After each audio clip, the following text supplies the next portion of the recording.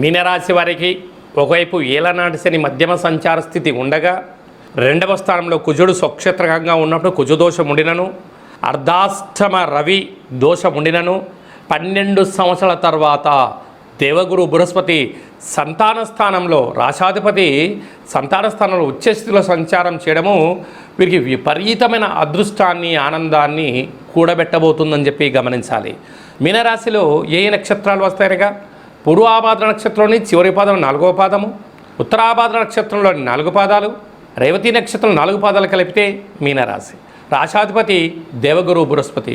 వీరికి రాశిలోనే శని భగవానుడు, కుజుడు స్వక్షేత్రకారకుడు, అర్ధాష్టమ బుధాదిత్య రాజయోగం అనుకూలంగా లేని కాలం కనుక ఇలాంటి కాల సమయంలో మనకు దక్షిణాయనము ప్రారంభమైన తర్వాత వచ్చే మొట్టమొదటి అష్టమి తిథి కారణం వలన శనగపిండితో దీపాన్ని ఏర్పాటు చేసుకొని అందులో శనగపప్పును వేసి ఇక్కడ పసుపును వేసి వేరుశనగను పోసి దీపాన్ని వెలిగించి కాలభైరవాష్టకాన్ని స్మరించడం, పఠించడం, వినడం, మీ కోరికలు కోరుకొని దానం చేయగలిగినట్లయితే గ్రహ దోషాలు తొలగిపోతాయి.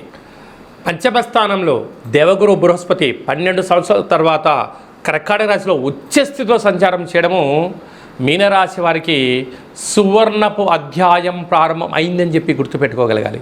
కనుక ఇలాంటి కాల సమయంలో తల్లిదండ్రులు శ్రీ మేధా దక్షిణామూర్తి స్వామి వారి యొక్క స్మరణ, రుద్రాభిషేకము అదృష్టాన్ని కలిగిస్తుంది. కనుక మీనరాశి జాతకులు వీలైనంత వరకు సత్ప్రవర్తన, ఆధ్యాత్మిక చింతన ఉండి తీరాలి. మీ జన్మ నక్షత్రం రోజున, అష్టమి తిథి ఎందున, పూర్ణిమ తిథి ఎందున ముఖ్యమైన పనులు వాయిదా వేసుకోండి.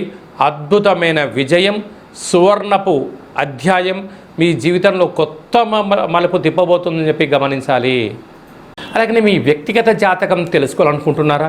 మీ యొక్క పేరు, పుట్టినటువంటి తేదీ, నెల, సంవత్సరం, పుట్టిన సమయం రాసి వాట్సాప్లో మీరు పంపించగలిగినట్లయితే 100 సంవత్సరాల జాతకాన్ని రాసి పంపించి మీరు పుట్టినప్పుడు గ్రహ గమనాలు ఎలా ఉన్నాయి, ప్రస్తుతం ఎలా ఉంటున్నాయి, భవిష్యత్తులో ఎలా ఉండబోతున్నాయో సవివరంగా సంపూర్ణంగా తెలియజేయడం జరుగుతుందని చెప్పి గమనించాలి.